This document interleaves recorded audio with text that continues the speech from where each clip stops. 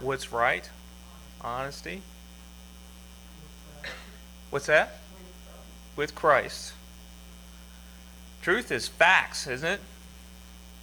The world is doing everything it can to change the language. There's a phrase I hear today that just about drives me up the wall. That's your truth. This is my truth. I'm going to submit to you that we have a word for that. It's called opinion. We all have them, right? So it's okay. We can have opinions, but there's only one truth. If Jeff and I have a disagreement, one of us is wrong, or maybe both, right? Because there is a truth out there that transcends us. It's our view. It's the old story of the elephant, where you have the three blind men, and one's got the trunk, and another one's got the leg, and another one's got the tail, and they're each describing what they got a hold of, and they don't align at all, so they start arguing with each other. Because I got this thing that's like powerful, and can pick stuff up, and this one says, no, it's like this big post that I got a hold of, and the other one's like, no, it's like a fly swatter. It's got all this hair on the end of it, and so they're describing it, but they're each got a different part of the elephant, and so they think their view of that elephant is correct. It's partially correct. All of us are like that, right? So we've got a view of Christ, we've got a view of God, and as we grow, each of us have our own talents that God's given us and a different way of looking at things, and together we come and we get a much clearer view. That's why church is so important, not just being here, but interacting with one another, because we all see things a little differently, and we put that together, we get a much clearer view of who God is. Does that make sense? So, to me, truth is the most important part of this foundation. Jesus says he is the cornerstone that we build off of, and he says himself, he is truth. In fact, we're going to find out this morning, that's a reason he was put here. There's a lot of reasons, right? But we're going to find that out. So, let's start off here. If I can get this to work. Whoops, I went backwards. I told you. All right. So Jesus said, I am the way, the truth, and the life. No one comes to the Father except through me. Now let me ask you, is that an exclusive statement? If I told you you're going to join a club, I'm going to call it the ABC Club, okay? And I told you the only way to get into that club, there was one door into the building, and you had to say the secret password to get in. And there's no other doors. What would you say? Yeah, well, you want to know what the password is, and where's the door, right? Wouldn't you? I mean, if you wanted to be part of that club? I know it's a silly example. Just hang with it for a second. Jesus says, look, I'm the truth, the way, and the life. Nobody comes to the Father except by me. So do you get there through Muhammad? Do you get there through Confucius, Buddha, secular humanism, Gaia, which is the earth, right, goddess? No. There are people who are teaching today, some in the so-called Christian field, that you can come to the Father anyway, any way you believe. Actually, a very famous person, I won't name them because I don't want to start it's unimportant, but they actually said, no, you don't even need to know Jesus. You can come to the Father without Jesus. And he's supposedly a Christian. But that's not what Jesus said. So one of those two people are saying something wrong. Do this person who's famous said that, or do we abide by what Jesus himself said? So that's the first thing. We have to figure out what truth is. Now we go to school, we learn things like math, 2 plus 2. Do you guys all learn your add tables and timetables? I don't even know if they do that anymore, but we used to have to go through and do flashcards and learn your times table. Okay, so it sounds like they still do. So if 2 plus 2 equals 4 and some little Johnny goes, oh no, that's 5, do we say, oh, it's okay, it's your truth? How far do you get in life? Could you even give somebody cash back at the register if you couldn't add? You give the wrong amount back, right? So truth has consequences. So we got to know there's some things we just have to know that's absolutely true and not true. And so that's a critical thing here. I want to read to you from John. This is probably one of the most telling, I think, things in the Bible. John chapter 18, if you guys want to jump over there. Starting at verse 33. Now, Jesus is standing before Pilate, who's going to determine his fate. Okay? We kind of know how this is going to turn out.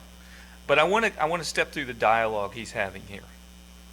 So, starting at verse 33, he says, "Therefore Pilate entered again into the praetorium and summoned Jesus and said to him," Now that's the Roman, if you think of the praetorium, you heard of the praetorium guard, that kind of, this is Rome's rule, okay? So he says, "Are you the king of the Jews?" And Jesus answered, "Are you saying this on your own initiative, or did others tell you about me?" I love Jesus. He is a master teacher. You ever watch how he handles arguments? Most of the time, he doesn't directly answer the question with the answer. He turns it right back on him. So he asks a question back to Pilate. "Are you saying this on your own accord, or did somebody tell you that?" Right? So Pilate answered, "I am not a Jew, am I?" So he's getting a little smart-aleck, a little testy. "I'm not a Jew, am I? How would I know?" Right? So it's obvious that somebody had to tell me, is what he's saying. "Your own nation, the chief priests, delivered you to me. What have you done?" Now he's being a little bit testy with Jesus during this exchange. Now Jesus said something here. Very powerful. He says, "My kingdom is not of this world." Now that's pretty important. There's a truth statement. My kingdom is not of this world. If my kingdom were of this world, then my servants would be fighting so that it would not be handed over to the Jews. Now let that soak in for a minute. He didn't pull out, because he could have. That song, that beautiful song, 10,000 Angels, he could have called them down. And just to remind you, one angel took out, 185,000 people in one battle? So 10,000 angels would pretty well get it done. He said, "Look, my kingdom's not of this world." That's a truth statement, right? So we get a clue now that the kingdom that we're in and what we serve is not in this physical world. He said, "But as it is, my kingdom is not of this realm." It's in a different realm. It's a spiritual realm.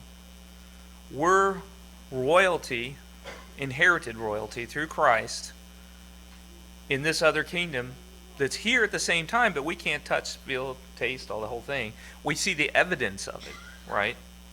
Now look what Pilate says. He said, "Therefore Pilate said to him, 'So you are king?' And Jesus answered, 'You say correctly that I am a king. For this I have been born, and for this I have come to the world.'" Now look what he says here. "To testify to the truth. Everyone who is of the truth hears my voice." So he said, why did he come here? To testify to the truth. And then he says, "Everyone who is of the truth hears my voice." So should we understand what truth is? Is that pretty important for us to get? I submit to you it is very important. It's because this is what the world's attacking today. And we're going to get into a little bit of this. There is a lot that I could have covered this morning, but I did not get into all of it. So let's go first to what is absolute truth. I don't know if you can read that. So when I say absolute, what does absolute mean? Anybody? What's that? Yeah, only. Right? So there's a concept in the world of temperature. It's called absolute zero. It means that you can't go any lower. That's really cold, by the way. It's really cold.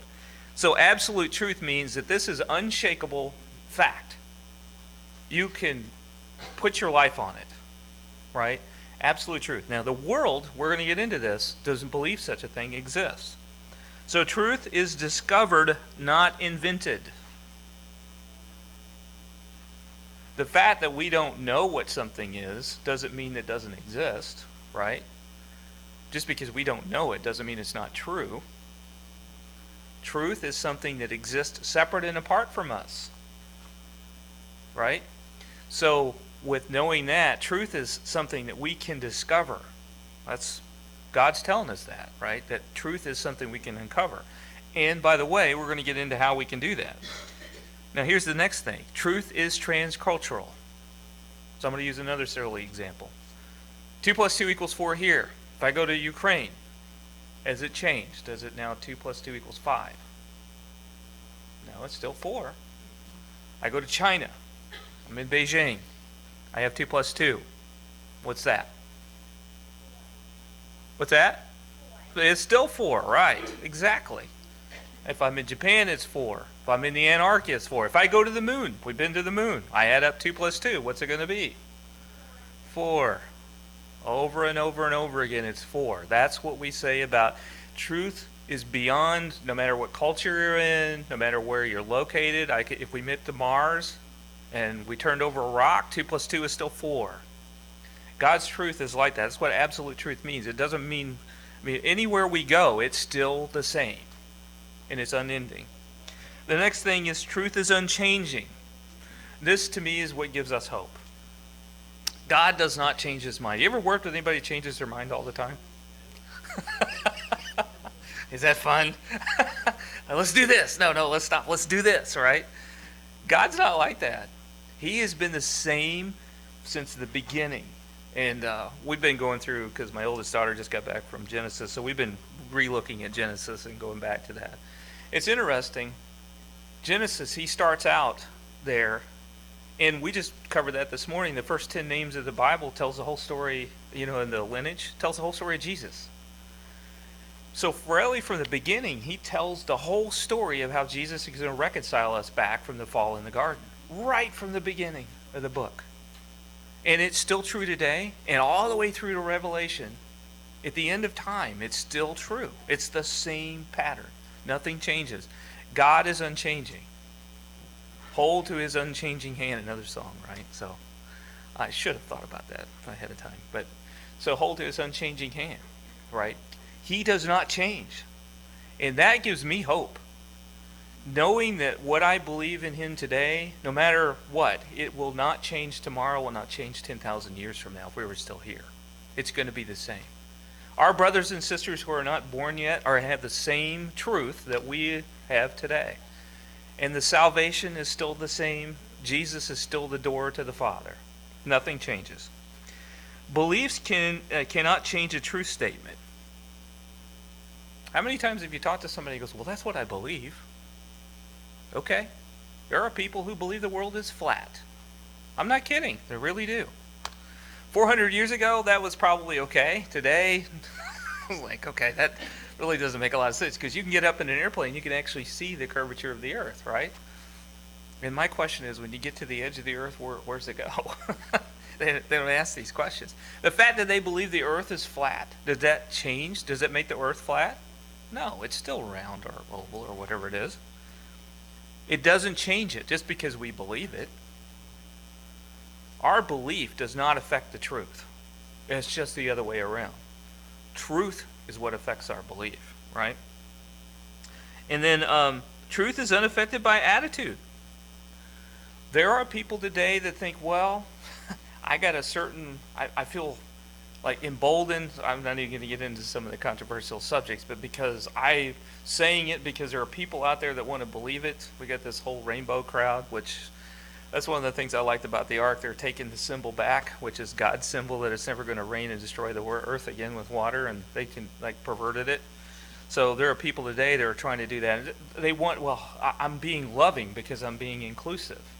And my answer is, no, you're not. You're not being loving because you're not telling them the truth. You're making them feel good now, but they're going to pay a price later that's totally unacceptable, right? And it's hard. And then all truth claims that come from God are absolute. That means he doesn't change them. You can bank on what he says. And to me, when you read through the Old Testament, he had a lot of rules he gave to Jews, right? Thankfully, we didn't have to live by all those today, but I think every one of them is valuable. One of the things that I've covered this before, he talks about laying your land fallow every 7th year. Now, I know that's difficult to do because farming is tough. You're living on like razor thin margins. But there's probably some value in that because he said it. He's the one that made it. So he's telling us something. He's giving you a clue about his creation. And I think as we get into that, we'll understand that a little bit more. John 7:17 says, sanctify them in truth. Your word is truth. So now we know where we can go to get the source of truth. It's through his word. The Bible is truth, and we can learn, there's nothing that we don't come into in life. I didn't used to believe this, by the way, when I was a younger person. I thought, wow, there's all these other things the Bible doesn't cover. Like orbital mechanics. How do I calculate a satellite's path, all that stuff, right? It's not in the Bible. But it actually kind of is, because his entire creation's here for us to discover. And just because we uncover some things and mechanics about how to calculate a satellite path, God invented all of it. He invented gravity. He invented life. We were talking about that this morning. It's difficult to define what that is, but he invented it. There's nothing here that we come across that we think we've uncovered something. God's already been there. It's amazing. He's already been there. And as we unearth things and we have these new discoveries, it's new to us. It's not new to God. When he spoke, it was already there. That's the beauty of this, right? All right, so let's jump over to some of the relativism. How many of you are familiar with the term relative? So let me give you an example of what that means. You ever been by a train and you hear it coming, and as it's coming it sounds different, and when it goes by it's like it totally changes its sound, right? So they call that the Doppler effect. You don't need to know all that, but the bottom line is because the way it sounds to you, the sound changes because it's moving, and the speed of sound, the whole thing that's going on, it causes it to sound different as it's approaching you versus leaving you. Same train, but your perception. So it's relative to where your position is.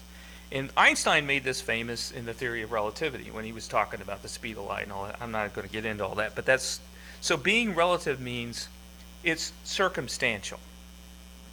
Like, so people say, well, I might be, my view of a car accident might be across the street, the other person was next to it, so we're going to have different viewpoints of what went on.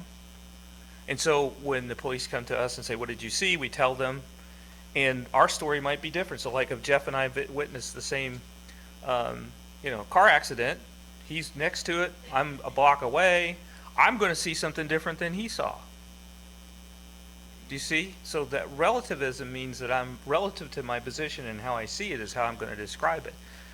Was there a way that the car had the accident? Yes. Is there absolute truth to how that occurred? Yes. The fact that he and I disagree on how it occurred because we saw it in different angles doesn't mean that truth doesn't really exist. It's sort of like our opinion. That's what relativism means. So how does this apply? So it says popular view on truth is objective. We make it up as we go. There is no such thing as absolute truth. Truth for you is different than truth for me. And so they say things like, this is my truth, that's your truth, this is the culture's truth. There's truths here in the United States that's different than in Beijing. These truths are all different. And I want to substitute that word truth back to opinion. Is this making sense? So what they're doing is saying there is no such thing as absolute truth. Okay? It says truth has its origins in man. This is what they believe.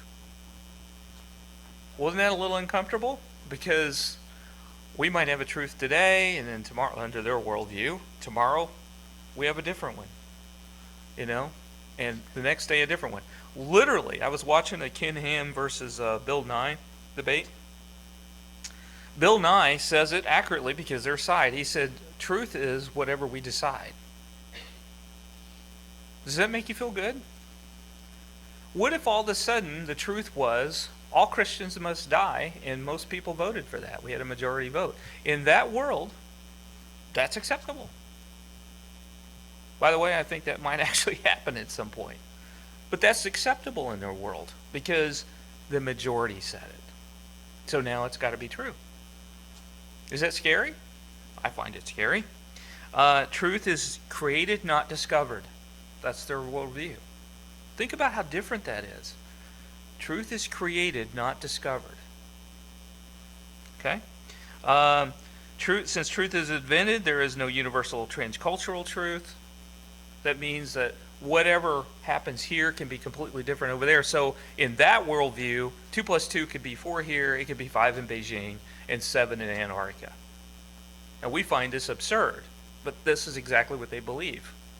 Now, interesting enough, as Bill Nye was making all of his arguments, which, by the way, he accurately, I'll give him credit for it, when you buy into this, and there's no God and no absolute truth, there's no such thing as a foundation for morals and ethics.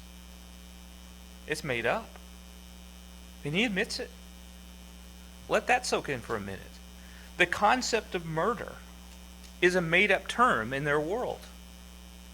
We know that's not right because he started out in the Old Testament saying what? Thou shalt not kill. Murder.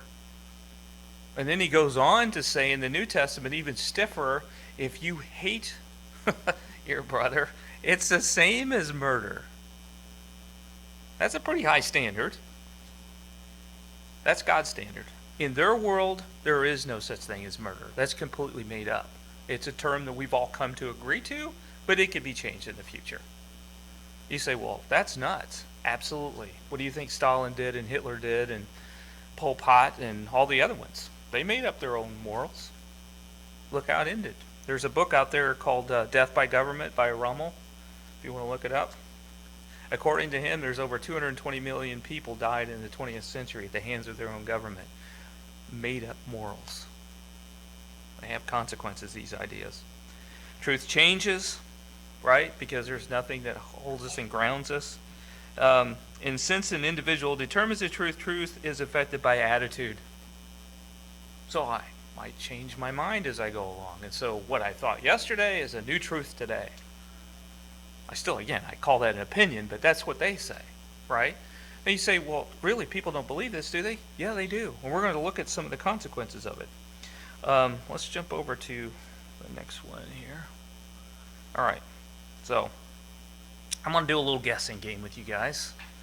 Anybody ever saw this guy? Jean-Baptiste Lamarck? Anybody know who that is? That's okay.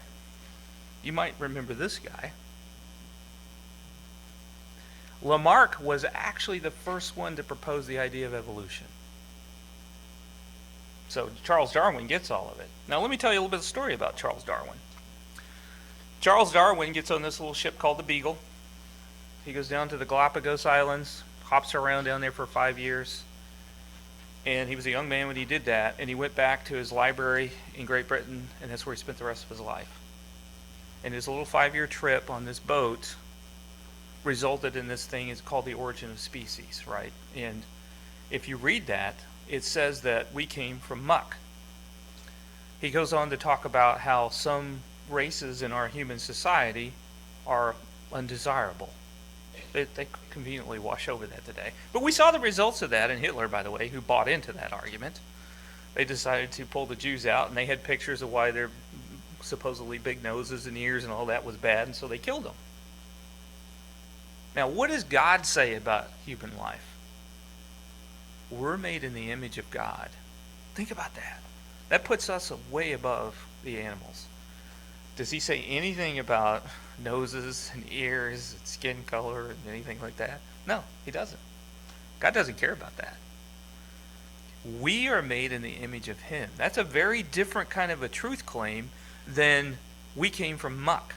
And they literally believe that. Some clay muck there turned into us. That's so bizarre. It's like this takes a tremendous amount of faith to do that. Okay? So, and I'm going to get into what the power of these ideas are. So this idea of evolution started from these two characters. And then we had this guy. You recognize him, right? Right, Einstein. These three guys are really the beginning of where we started sliding into the abyss. And I will show you kind of the ideas here, and I'm going to go through them. So The Origin of a Species was published in 1859. Now, Harvard Law School abandoned law based on God in 1869. You say, really? Yeah. What they did was they read Origin of Species, and they decided to go to something called case-based law. Have you ever heard of that? You say, well, what the heck is that? So we used to have this thing called Black's Law, and I've got the copy of it. It's old British law based on God. So they took morality from the Bible and God's law from the Bible, and we codified it into laws that we live by. And we did this all the way up until 1869. At that point in time, they moved away from absolute truth to relativism. They said, look, things change over time, so laws evolve. So case-based law says whatever the last few cases are, that's what we are. And so we literally move our law away from a standard, an absolute standard that just evolves with whatever our civilization decides it's going to be. The danger of case-based law, which has taken over our entire system, is based on evolution, and that's based on man's thought, not truth. So that's why you're not seeing justice. We covered that last time. You don't see justice because it's not based on God's law any longer. You get whatever the whims of the current people think, right? The next thing, eugenics movement, was started in 1883. What is eugenics? Again, Origin of Species says, look, we started from muck, and so their idea was, how do we speed up evolution? Because there are some people that are just not desirable. I just lost a half-uncle a week ago. He was mentally retarded. He couldn't speak. And, he got baptized at age 49, I think, or whatever. In their worldview, they would kill him. He lived to be 70. He touched so many lives, it was unbelievable. In their worldview, he was a worthless life because here he was, he had a mentality of about a 5-year-old, right? They would kill him, considered undesirable. That's what the eugenics movement did. They decided to get rid of Jews. They decided to get rid of... So that's what they did over in Russia with the Cossacks. They hunted them down and killed them all because they didn't want anybody like that. So, and you think, well, is that still going on today? Yeah, there are people who are trying to get rid of folks. I'm telling you, do your research on Africa. They're doing their level best to keep those folks from increasing their population over there. It's sick. That's my personal opinion. And then the republic was abandoned for democracy in the 1930s. And you say, well, aren't we a democracy? You don't want to be a democracy.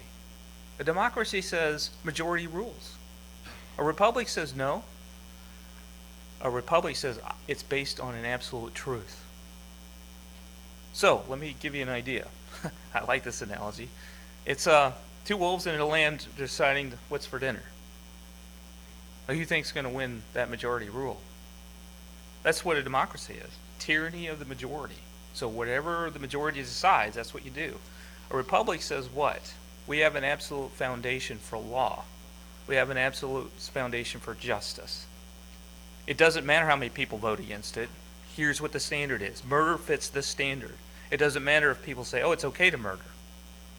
It's still this. So they're moving us away from a republic to a democracy. And they've instilled this in everybody's mind that that's what we are, and we are not. As Christians, we are not, because we look at it and God's law rules. It doesn't matter how many people vote against it. Prayer in school abandoned in 1962. This is a result of these ideas being adopted. The sanctity of life, 1973, Roe versus Wade. Battle's still going on. In this country, it's up to how many million? 60 million? Is that right? All right. 70? It's up high. Worldwide, it's over 1 billion, by the way. Think about that, 1 billion people. Now, I'm not disparaging anybody. We're all freaked out about COVID. And there's 1 billion lives lost because people didn't want to have the children. Where's the outrage in that? Creation no longer taught legal in schools, and that was as of 78, somewhere in there. I forgot to put the date down. And then homosexual marriage in 2015. And that was another interesting thing with this Bill Nye interview with that guy. So he was standing there, and he said, so they were talking about, the Bill Nye, he's talking about it. You make up your own morals, and Ken Ham goes, why do you wear clothes? Think about it. Wearing clothing is a Christian concept to cover our nakedness. That is not a worldly thing, right? If you don't believe me, go into the tribal areas and see what I'm talking about. Christians are the ones, and that's because of God's law, it's not good to be uncovered. And so he actually created clothes for Adam and Eve himself. So that concept of wearing clothing, here's Bill Nye denying all the Christian truth, has on clothes, which is kind of funny. The concept of marriage is the same thing. That was not a man-invented concept. That was founded from the very beginning. It was a God-centered concept. So the world of truth, the world still adopts a lot of it, but they deny the foundation of where it came from. This making sense? Okay, so all right, so I'm going to speed it up here a little bit. So, solar system, Earth-centered versus sun-centered. This argument went on for years. In fact, the Catholic Church used to actually burn people at the stake for saying that the sun was the center of the system. So Copernicus and all them who kind of looked at the planets and stuff and went, hey, wait a minute, I don't think we're in the center of the solar system. They made them deny it, retract all the statements. As we come to find out, it is in the center. And it's actually there for a reason, I believe. Because what planet are we from the sun? Third planet. What's the number 3? You always say it's a spiritual complete number, is it not? What is the sun? It's a type and a shadow of like God. It's so bright you can't look at it. What's God? We can't look upon him physically. So we're 3 out from that in this perfect spot where water is liquid. I mean, you go a little bit farther, it's frozen. You go a little bit closer and it boils off in steam. We're at the perfect spot. I think in his very creation, we see this, right? God already kind of lined this stuff all up, and we're there, right? So Proverbs, it says, every word of God proves true. He is a shield to those who take refuge in him.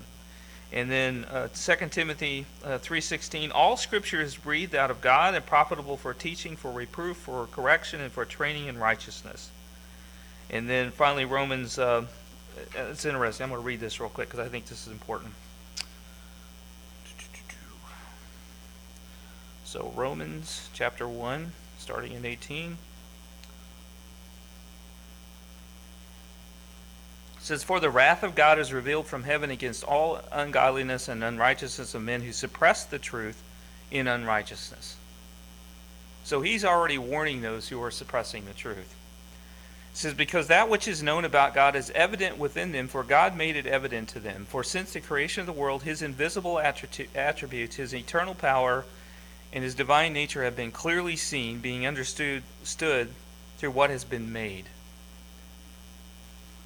I'm going to stop there. Think about that. He's saying, look, you don't even have to look at my word. All you have to do is look at creation. It's really funny. There's a little flagellum on the back of a single-cell animal. This little propeller turns at 100,000 RPM. Now, I'm an engineer, so I'm a little geeky. To me, that is a very high-speed shaft. Now, this, when you look at it under an electron microscope, it's a real motor. It looks just like an electric motor. It's got a shaft. It's got the little look like windings in there. And this thing can stop in a quarter of a turn and go the other way, 100,000 RPM. In a quarter of a turn. I don't even know anything that we have that can even begin to do that, right? And here's the thing. All 36 parts had to come into existence at once, or else it wouldn't work. Evolution says this all happens slow and over time. And yet when we look at this thing, there's no way in the world that could happen. Any of those parts weren't there, it wouldn't work. And then not only would you not have a working motor, you'd have this extra appendage that doesn't do you any good, and you would probably die because something would overtake you and eat you. So it doesn't make sense, evolution. And this is all over his creation. He gives signs of it, right?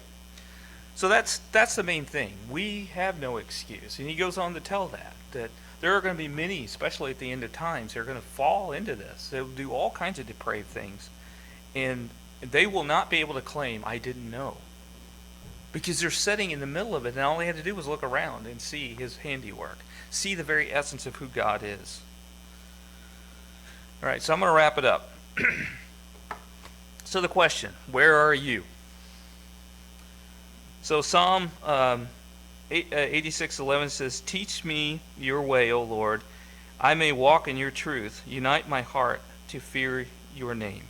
Now, this fear is not a trembling, dreadful fear. It means respect. John 4:24, God is spirit, and those who worship him must worship him in spirit and in truth. Notice he always talks about this truth. That means it's important that we understand what God wants from us. And we can only find that in his word and through prayer. 1 John 1:6. If we say we have fellowship with him while we walk in darkness, we lie and do not practice the truth. Hint. Right? There's a hint. He said at the end of the day, you can tell. You will know.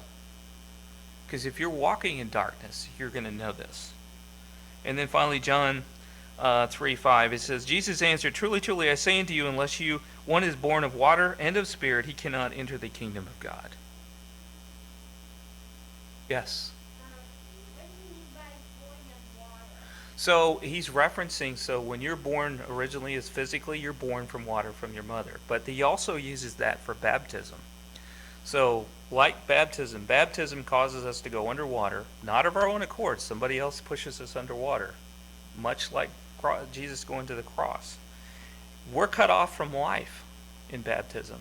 So we die to the old man. We come out of the new water, out of the water, we come out a new creature. So we're born spiritually. So you were born once physically, and now you're reborn spiritually. Does that make sense? Okay. So that's where we are. Now here's the thing. I'm playing a little bit on the words here. Remember my solar system concept? It says, are you sun-centered? And I'm using S-O-N. Or are you world-centered? There's a big difference. I'm telling you, the world is after us. They're after your young. They're after everybody that believes there is an absolute truth. And the only way we're going to find that truth is if we're sun-centered, S-O-N. And that means Jesus. If you find that you've fallen away or that you have not accepted Christ, we have water here. We can baptize you now. If you have fallen away or you need prayers, come while we sing.